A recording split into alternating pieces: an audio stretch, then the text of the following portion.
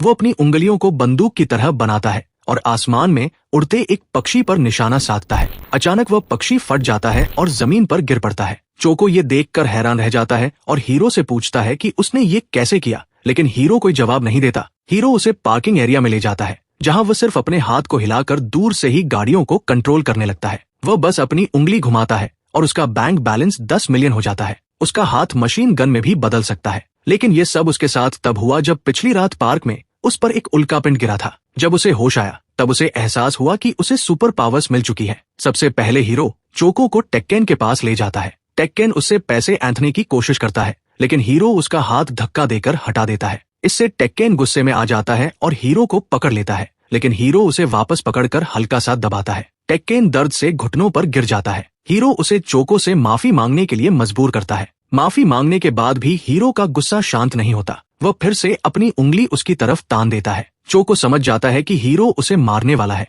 इसलिए वह तुरंत उसे रोक देता है। जो ताकत हीरो को अचानक मिली थी वो धीरे धीरे उसके अंदर के अंधेरे को भी जगा रही थी। हीरो के पिता ने उसकी माँ को छोड़कर दूसरी शादी कर ली थी और उससे 2 बच्चे भी थे। जब भी हीरो अपने पिता के घर जाता था वो चुप रहता था, लेकिन अंदर ही अंदर उनसे नफरत करता था। एक दिन उसने अपने पिता पर हाथ उठाने की कोशिश की, लेकिन फिर उसने देखा कि सब कितने खुश हैं, तो वो रुक गया। वापस लौटते समय उसके अंदर गुस्सा और पछतावा जलने लगा। वो एक घर में घुस गया और बिना सोचे समझे वहां मौजूद सभी लोगों को मार डाला। उसी समय इनुयाशिकी वहां पहुंचता है तो हीरो उसे भी मार देता है और वहां से भाग जाता है। अगले दिन ये हत्याएं पूरे शहर में खबर बन जाती है और इससे उसका बुरा पक्ष पूरी तरह जाग जाता है। फिर हीरो अपनी ताकत का इस्तेमाल करके चोको को पैसों से भरा एक बैग देता है, लेकिन चोको उससे पूछता है कि क्या उन्हीं हत्याओं के पीछे वही है। हीरो कुछ नहीं कहता, लेकिन उसकी खामोशी ही सब कुछ बता देती है। चोको ने कभी नहीं सोचा था कि वो उसकी दोस्ती तोड़ देगा, लेकिन वो उससे रिश्ता खत्म कर देता है। हीरो ने जो कुछ किया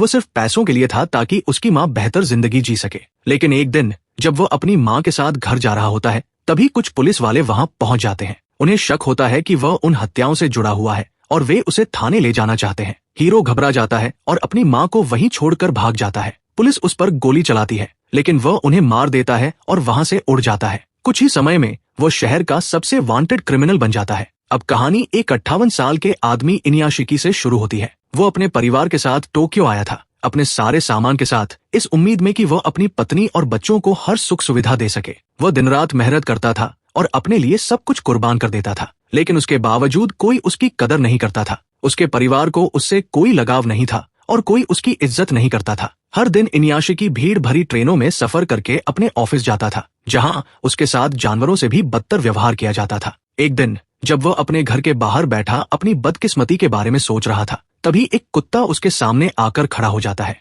उसके गले में एक चिट्ठी बंधी होती है जिसमें लिखा होता है कि उसका नाम हनाको है और जो भी उसे पाए वो उसका ख्याल रखे। उसी समय उसकी पत्नी जेनी बाहर आती है। इनुयाशिकी उसे बताने की कोशिश करता है कि अब से यह कुत्ता उनके परिवार का हिस्सा होगा, लेकिन बात पूरी होने से पहले ही जेनी ठंडे अंदाज में उसे कहती है कि इस कुत्ते को बाहर फेंक दो और अंदर चली जाती है। अगली सुबह इनुयाशिकी चेकअप के लिए डॉक्टर के पास जाता है। वहां उसे एक भयानक खबर मिलती है। उसे कैंसर है और वह पूरे शरीर में फैल चुका है। उसके बचने की कोई उम्मीद नहीं है। उसके पास सिर्फ 3 महीने का समय बचा है। उस रात खाने के दौरान वह अपने परिवार को अपनी बीमारी के बारे में बताने की कोशिश करता है, लेकिन कोई उसकी बात नहीं सुनता। इसके बजाय वे उससे शिकायतें करते रहते हैं। फिर जेनी पूछती है कि कुत्ता अभी तक घर में क्यों है और उसे तुरंत बाहर निकालने को कहती है। दिल टूट जाने के बाद इनुयाशिकी हनाको को लेकर घर से निकल जाता है। कुछ किलोमीटर चलने के बाद वो कुत्ते को छोड़कर भाग जाता है ताकि वो उसके पीछे न आए, लेकिन हनाको उसके पीछे दौड़ती रहती है। आखिरकार इनुयाशिकी एक पार्क में पहुंचता है और सोचता है कि उसने कुत्ते से पीछा छुड़ा लिया है, लेकिन जब वह पीछे मुड़कर देखता है तो हनाको वहीं शांत बैठी होती है। उसे देखकर उसकी आंखों में आंसू आ जाते हैं। वह उसे छोड़ने की कोशिश के लिए माफी मांगता है। तभी वह पास की बेंच पर बैठे एक लड़के को देखता है। अचानक आसमान में एक तेज रोशनी फैल जाती है। हनाको डरकर भाग जाती है। फिर एक जोरदार धमाका होता है जो इनुयाशिकी को अपनी चपेट में ले लेता है। अगली सुबह जब वह उठता है तो उसे कुछ अजीब महसूस होता है। वह बिना चश्मे के भी साफ देख सकता है। वह देखता है कि हनाको अभी भी वहीं उसका इंतजार कर रही है। वो उसे वापस घर ले आता है। नाश्ते के दौरान वो मिसो सूप पीता है, लेकिन उसके बाद उसे बहुत ज्यादा प्यास लगती है और वो बहुत सारा पानी पीता है। जब वह अपने कमरे में जाता है तो उसे अपने हाथों से भाप निकलती हुई दिखाई देती है। उसे कुछ गड़बड़ महसूस होती है, इसलिए वो जल्दी से अपनी शर्ट उतार देता है। अचानक उसका दाहिना हाथ एक फ्यूचरिस्टिक हथियार में बदल जाता है और उसके अंदर का सारा सूप बाहर निकल जाता है। जब वह अपने चेहरे को छूता है तो उसे गर्दन पर कुछ अजीब महसूस होता है। जैसे ही वो अपनी त्वचा खींचता है उसका चेहरा सिर से अलग हो जाता है। अंदर उसे मांस की जगह तार दिखाई देते हैं। आईने में खुद को देखकर वह हैरान रह जाता है। उसके दोनों हाथ हथियारों में बदल चुके थे। उसे समझ नहीं आता कि उसके साथ क्या हो रहा है। यहाँ तक कि हना को भी डरकर भौंकने लगती है। आवाज सुनकर जेनी कमरे में आती है, लेकिन उससे पहले ही उसका शरीर फिर से नॉर्मल हो जाता है। इनुयाशिकी अभी तक अपनी शक्तियों को पूरी तरह समझ नहीं पाया था और उसे लगता है कि शायद ये सब एक सपना था, लेकिन उसकी मुश्किलें यहीं खत्म नहीं होती। उसी दिन उसे नौकरी से निकाल दिया जाता है, जिससे वो अपने कर्ज को लेकर और परेशान हो जाता है। उसकी सबसे बड़ी चिंता उसका परिवार था। घर लौटते समय उसे एक घायल कबूतर मिलता है। वो उसे उठाता है और अपनी शक्तियों से देख पाता है कि उसे कहाँ चोट लगी है। कुछ देर तक उसे पकड़ने के बाद वो कबूतर पूरी तरह ठीक हो जाता है और उड़ जाता है। उसी समय इनुयाशिकी को समझ आता है कि उसे दूसरों को ठीक करने की शक्ति मिल गई है। तभी उसे एक महिला के रोने की आवाज सुनाई देती है, जो डॉक्टरों से अपने 10 साल के बेटे को बचाने की भीख मांग रही होती है। आवाज पास के अस्पताल से आ रही होती है तो वह तुरंत वहां पहुंचता है। वह एक कमरे में जाता है जहां एक लड़का कोमा में पड़ा होता है। जैसे ही वो उसे छूता है उसका सिस्टम बीमारी को पहचान लेता है और वो उसे ठीक करने लगता है। कुछ ही पलों में वो लड़का पूरी तरह ठीक हो जाता है और आंखें खोल देता है। जब उसकी माँ कमरे में आती है तो एक अजनबी को देखकर डर जाती है और तुरंत डॉक्टरों को बुलाती है, लेकिन तभी उसका बेटा बोलता है और सब लोग इस चमत्कार को देखकर हैरान रह जाते हैं। इसी बीच इनुयाशिकी चुपचाप वहां से निकल जाता है और उसे एक ऐसी खुशी महसूस होती है जो उसने पहले कभी नहीं महसूस की थी। उस रात वो अपनी नौकरी खोने की वजह से बहुत परेशान होता है। तभी उसे चोको की मदद के लिए पुकार सुनाई देती है। चोको भगवान से प्रार्थना कर रहा होता है कि कोई हीरो को रोके इससे पहले कि वह और लोगों को मार दे। ये सुनकर इनुयाशिकी हनाको को उठाता है और उड़कर उस पार्क में पहुंचता है जहां चोको होता है। उसी समय वो फैसला करता है कि वो अपनी शक्तियों का इस्तेमाल लोगों की रक्षा के लिए करेगा। वह चोको से मिलता है और उसे उस रात के बारे में बताता है जब उसे और हीरो को रहस्यमयी शक्तियां मिली थी।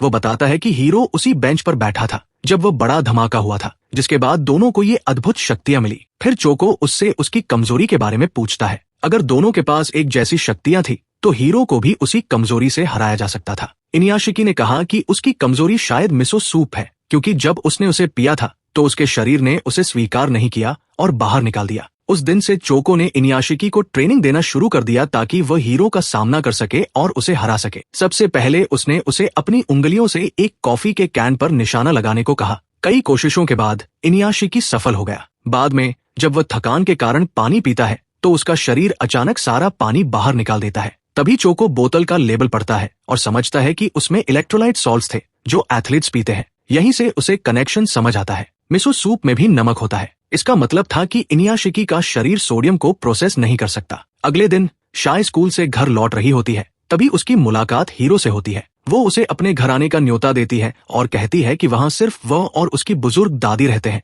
इसलिए वह जितना चाहे सुरक्षित रह सकता है। दूसरी तरफ मारी घर लौट रही होती है। तभी वह अपने पिता को चोको के साथ ट्रेन स्टेशन पर देखती है। जब वह चोको से पूछती है कि वे कैसे मिले तो वह झूठ बोल देता है कि वे फ्री फायर खेलते समय मिले थे। उधर हीरो टीवी पर देखता है कि उसके भागने के बाद मीडिया उसकी मां को लगातार परेशान कर रही है। सैकड़ों रिपोर्टर्स उसे घेर लेते हैं, उस पर बेबुनियाद आरोप लगाते हैं और उसके बेटे के अपराधों के लिए उसे जिम्मेदार ठहराते हैं। बाद में हीरो को पता चलता है कि उसकी मां इस दबाव को सहन नहीं पाई और उसकी मौत हो गई। ये खबर उसे गुस्से से भर देती है। वो एक ऑनलाइन चैट पढ़ता है जहां लोग इस केस पर चर्चा कर रहे होते हैं। एक लड़का गर्व से लिखता है कि उसने रिपोर्टर्स को हीरो की मां का पता दिया था। कई लोग उसकी तारीफ कर रहे होते हैं। गुस्से में हीरो उस लड़के को वीडियो कॉल करता है। लड़का उसे देखकर खुश हो जाता है क्योंकि पूरी दुनिया हीरो को ढूंढ रही होती है। लेकिन अचानक हीरो अपनी उंगली स्क्रीन की तरफ तानकर उसे गोली मार देता है। लड़का रहम की भीख मांगता है, लेकिन हीरो तब तक नहीं रुकता जब तक वह मर नहीं जाता। इसके बाद हीरो उसी चैट में मौजूद हर उस इंसान को मार देता है जिसने उस लड़के की तारीफ की थी।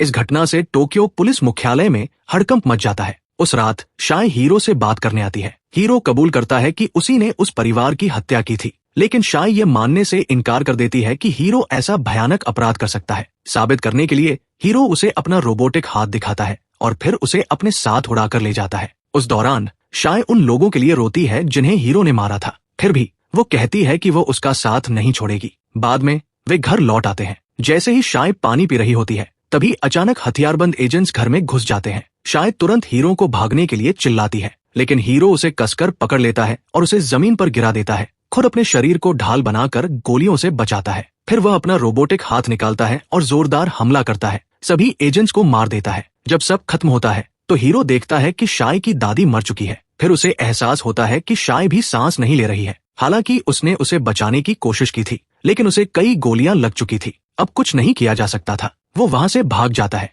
शाय की मौत के बाद हीरो के अंदर बदले की आग भड़क उठती है। उसका दिमाग खून की प्यास से भर जाता है। अगले दिन इनुयाशिकी अपनी पत्नी और बच्चों से कहता है कि वे घर में रहें और किसी भी हालत में फोन, कंप्यूटर या स्क्रीन का इस्तेमाल न करें, क्योंकि हीरो अब स्क्रीन के जरिए लोगों को मार रहा है। लेकिन हमेशा की तरह उसका परिवार उसकी बात को नजरअंदाज कर देता है। कुछ घंटों बाद हीरो शहर की सबसे बड़ी स्क्रीन को हैक कर लेता है और जनता को संबोधित करता है। वो कहता है कि पुलिस ने युद्ध शुरू किया है और अब वो इसे खत्म करेगा। उसका बदला तब तक पूरा नहीं होगा जब तक देश का हर इंसान मर नहीं जाता। इसके बाद हीरो स्क्रीन के जरिए लोगों पर निशाना साधकर उन्हें मारना शुरू कर देता है। उधर इनुयाशिकी चोको के साथ ट्रेनिंग कर रहा होता है। तभी उसे लोगों की चीखें सुनाई देती है और वो उनकी मदद के लिए दौड़ पड़ता है। वह स्क्रीन को हैक करके हीरो के ब्रॉडकास्ट को एक न्यूज एंकर के प्रोग्राम से बदल देता है, लेकिन तभी उसे सिर में गोली लगती है और वो गिर जाता है। उसी समय मारी और उसके दोस्त एक बिल्डिंग में होते हैं। जब उन्हें हीरो के हमले के बारे में पता चलता है, बच्चे अपने फोन निकालते हैं, लेकिन हीरो उन्हें भी मारना शुरू कर देता है। इस अफरा तफरी के बीच इनुयाशिकी फिर से स्क्रीन हैक करता है और चोको का एक वीडियो चलाता है, जिसमें वो लोगों को फोन, कंप्यूटर और टीवी से दूर रहने की चेतावनी देता है। ये सुनकर हीरो शहर की बड़ी स्क्रीन पर मिसाइलें दाग देता है। वो कई इमारतों पर भी मिसाइलें छोड़ता है, जिनमें वो बिल्डिंग भी शामिल होती है जहां मारी मौजूद होती है। उसी समय इनुयाशिकी हीरो के सामने आ जाता है और उसे तबाही रोकने के लिए कहता है। वो बताता है कि वह भी उसी रात वहां मौजूद था जब हीरो को शक्तियां मिली थी, लेकिन हीरो रुकने से इनकार कर देता है। तब इनुयाशिकी उस पर हमला करता है और एक जबरदस्त लड़ाई शुरू हो जाती है। हीरो मिसाइलों से हमला करता है और इनुयाशिकी उसका मुकाबला करता है। लड़ाई के दौरान इनुयाशिकी अपनी बेटी की चीख सुनता है और उसे बचाने के लिए दौड़ता है, लेकिन हीरो उसे पकड़कर एक बिल्डिंग में फेंक देता है, जिससे वो उड़ते हुए एक न्यूज हेलीकॉप्टर से टकरा जाता है। हीरो भी वहां पहुंच जाता है और रिपोर्टर और कैमरामैन को हेलीकॉप्टर से बाहर धक्का दे देता है। इनुयाशिकी समय रहते कैमरामैन का हाथ पकड़कर उसे बचा लेता है, लेकिन हीरो पायलट को मार देता है, जिससे हेलीकॉप्टर का कंट्रोल खो जाता है और वो बिल्डिंग की तरफ गिरने लगता है। आखिरी पल में इनुयाशिकी कैमरामैन को लेकर कूद जाता है और सुरक्षित छत पर उतर जाता है, लेकिन कुछ ही पलों बाद हीरो वहां पहुंच जाता है और कैमरामैन को मार देता है। फिर वह इनुयाशिकी से कहता है कि वह उसका साथ दे और पानी पीने लगता है। उसी समय इनुयाशिकी उसके हाथ से बोतल को गोली मारकर गिरा देता है और उसे दूसरी बोतल देता है, जिसमें सोडियम से भरपूर पानी होता है। जैसे ही हीरो उसे पीता है, उसका सिस्टम खराब होने लगता है। इसके बावजूद वो लड़ाई जारी रखता है और दोनों अंतरिक्ष में उड़ जाते हैं। जैसे ही हीरो आखिरी वार करने वाला होता है, उसके शरीर के अंदर की मशीनें फटने लगती हैं और उसके इंजन फेल हो जाते हैं। इस मौके का फायदा उठाकर इनुयाशिकी एक जोरदार मिसाइल लॉन्च करता है और हीरो को हरा देता है। इसके बाद वो अपनी बेटी को बचाने के लिए दौड़ता है, लेकिन जब तक वह पहुंचता है वो मर चुकी होती है। वो उसे सीपीआर देकर जिंदा करने की कोशिश करता है और खुशकिस्मती से वो फिर से सांस लेने लगती है। इसके बाद वह अपनी शक्तियों से उसे पूरी तरह ठीक कर देता है। वो अपनी बेटी को गले ही लगा रहा होता है कि तभी हीरो अचानक वापस आ जाता है और उसे दूर फेंक देता है। अब पूरी तरह पागल हो चुका हीरो बचे हुए लोगों को मारना शुरू कर देता है। आखिर में वो मारी के सामने खड़ा होता है और उसे मारने की कोशिश करता है। इनुयाशिकी उसे बचाने के लिए बीच में आता है, लेकिन मारी को गोली लग जाती है। वो उसे ठीक करने के लिए दौड़ता है, लेकिन हीरो उसे पकड़कर बुरी तरह पटकने लगता है। वो हर हाल में मारी को मारना चाहता था, लेकिन इनुयाशिकी बार बार उसके रास्ते में आ रहा था। लगातार हमलों के बाद इनुयाशिकी का सिर टूट जाता है और उसका असली मैकेनिकल रूप सामने आ जाता है। मारी समझ जाती है कि उसका पिता कोई आम इंसान नहीं है। उसी समय हीरो लोहे की रॉड से बार बार इनुयाशिकी के सिर पर वार करता है। फिर वह मारी को खींचकर खिड़की तक ले जाता है और उसे नीचे फेंकने की धमकी देता है। इनुयाशिकी अपनी बेटी की जान की भीख मांगता है, लेकिन हीरो को कोई रहम नहीं आता। जैसे ही हीरो मारी को खिड़की से नीचे फेंकता है, इनुयाशिकी की सारी ताकत एक साथ जाग उठती है। वह बेहद शक्तिशाली हो जाता है और एक ही वार में हीरो को टुकड़ों में चीर देता है। फिर वह पूरी रफ्तार से उड़ता है और समय रहते मारी को जमीन पर गिरने से पहले पकड़ लेता है। एक हफ्ते बाद खबरों में हीरो की मौत की घोषणा कर दी जाती है और केस बंद कर दिया जाता है। हालांकि पुलिस को उसके शरीर के सिर्फ कुछ टुकड़े ही मिले थे, बाकी गायब थे। इनुयाशिकी के घर में मारी के अलावा किसी को भी उसकी असली पहचान के बारे में पता नहीं चलता, लेकिन दूसरी तरफ ये दिखाया जाता है कि हीरो अभी भी जिंदा है। वह जापान छोड़ रहा होता है। जाने से पहले वह आखिरी बार चोको से मिलने जाता है। चोको उसे जिंदा देखकर खुश हो जाता है और उससे आखिरी बार वीडियो गेम खेलने को कहता है, लेकिन जैसे ही वो मुड़कर देखता है, हीरो वहां से गायब हो चुका होता है, इस बार हमेशा के लिए।